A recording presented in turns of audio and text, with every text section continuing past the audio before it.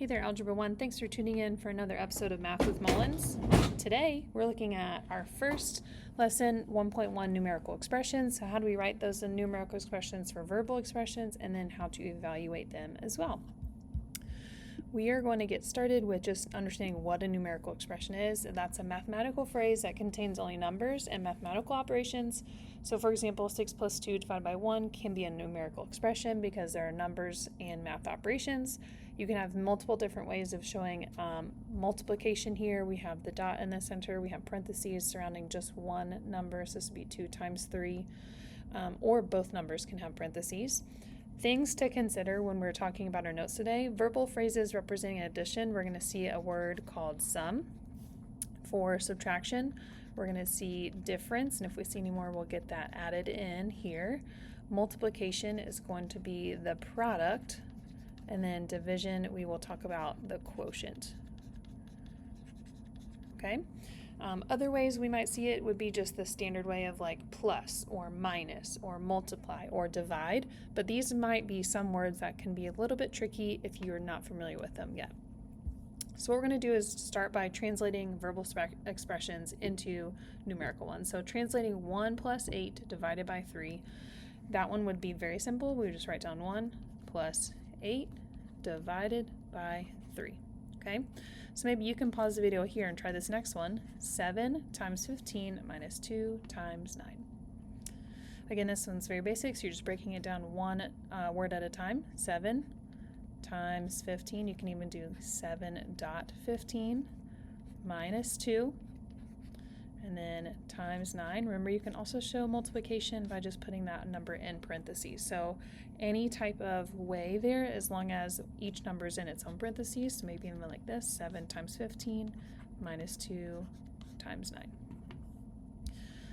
Now we're going to look at a few options where they're grouped together. So these could be a little bit trickier. It says translate the sum of 5 and 9 divided by 2 into a numerical expression. So right now it says the sum of this and that. So first I want these two together. So the sum of 5 and 9 would be represented by 5 plus 9. Then it tells me I'm going to divide by the number 2. So in order to group that all together, I'm going to keep that as the numerator in a fraction and then use my divisor or my line to show it's being divided by 2. Maybe another way you can write this would be 5 plus 9 in parentheses grouped and then divided by 2. We just want to make sure we're showing 5 and 9 together in a group. See if you can try this one on your own after reading it. I'm going to give you a moment to pause here, try it, and then click play when you're ready to check. All right, a person's handicapped in bowling is usually found by subtracting the person's average from 200, multiplying by 2, and then dividing by 3.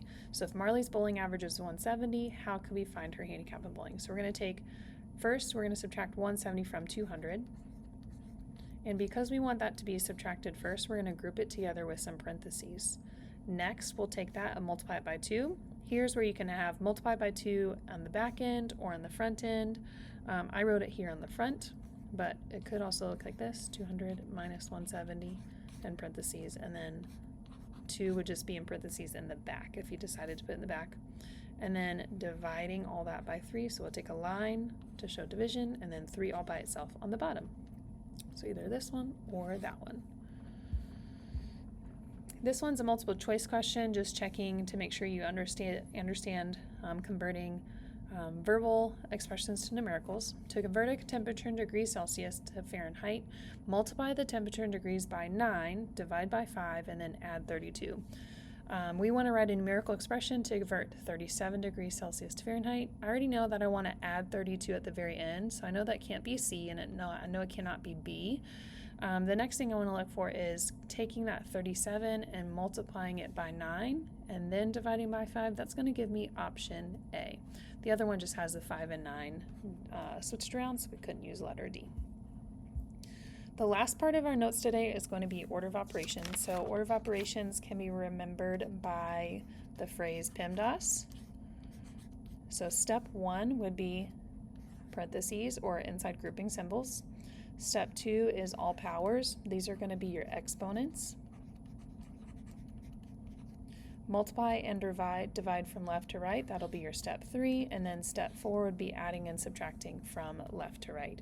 So we're going to look at a few examples to evaluate some of those, and then we'll be done.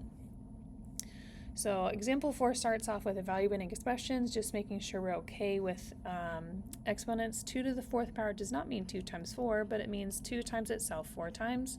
We can say this is 2 times 2 times 2 times 2, or even 4 times 4, which would give us 16. 4 to the 5th power is 4 times itself 5 times, so 4 times itself 5 times is going to give us 1024. See if you can try example 5 on your own, thinking about order of operations. Please excuse my dear Aunt Sally, using that PEMDAS, or parentheses, exponents, multiply, divide from left to right, then add or subtract. All right, after trying this one on your own, hopefully we see that we've got exponents to deal with first. I'm going to go ahead and evaluate 8 to the 2nd power, which is 64. And then before I do any other steps, I'm going to copy and paste everything else below that. That's very helpful so we know I'm doing the correct steps in the correct order. So now I have this 20 minus 7 plus 64 minus 7 times 11. In my order of operations, I have multiplying and dividing from left to right, so I'm going to take care of this 7 times 11, which is 77, and then copy paste everything that is remaining. So now I have this 20 minus 7 plus 64 minus 77. Step 3 is done, that multiplying and dividing piece. Now I'm ready for step 4, adding or subtracting from left to right. And since I have a combination of adding and subtracting, let's go from left to right. 20 minus 7 is going to give me 13.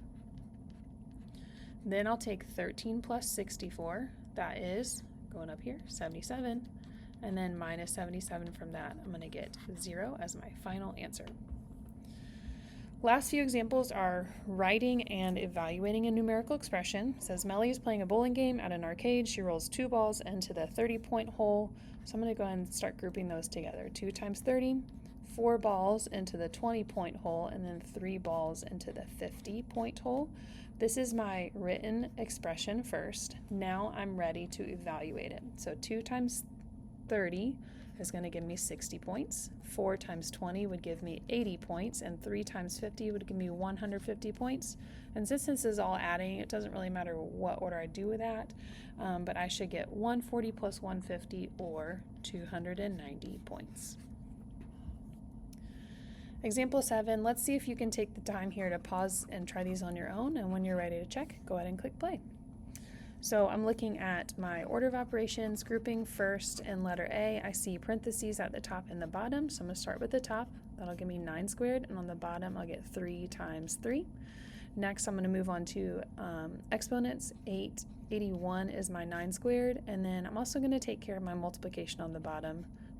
3 times 3 gives me 9. The last part, I'm going to divide both of these. 81 divided by 9 will give me 9. It's almost like you're simplifying the numerator of the fraction and the denominator of the fraction. Next up, I have 15 minus, then a whole bunch of stuff here in the center with my grouping. So I'm going to go and start with my innermost parentheses. 3 minus 2 is 1. So within this group, I have 10 plus 1 squared. Well, 1 squared is just 1, so 10 plus 1 would give me 11. And then I'm going to copy paste everything else that remains outside of my group. 15 minus 11 is going to give me 4, and 4 plus 6 is going to give me 10. Last example, writing and evaluating expressions. Again, I'll let you pause here and read it, and when you're ready to check and try it, check to see what you've tried, go ahead and click play. So Thursdays are student days. You are going to buy a ticket, so that's a $5 ticket. I'm gonna write our plan down here. And popcorn refills are free. Okay, cool. This is also what we call a distractor question because we really didn't need to know that for our answers. You will buy a ticket, got the ticket, and a 20-ounce bottle of water. 20-ounce bottle of water is $5. There's my drink.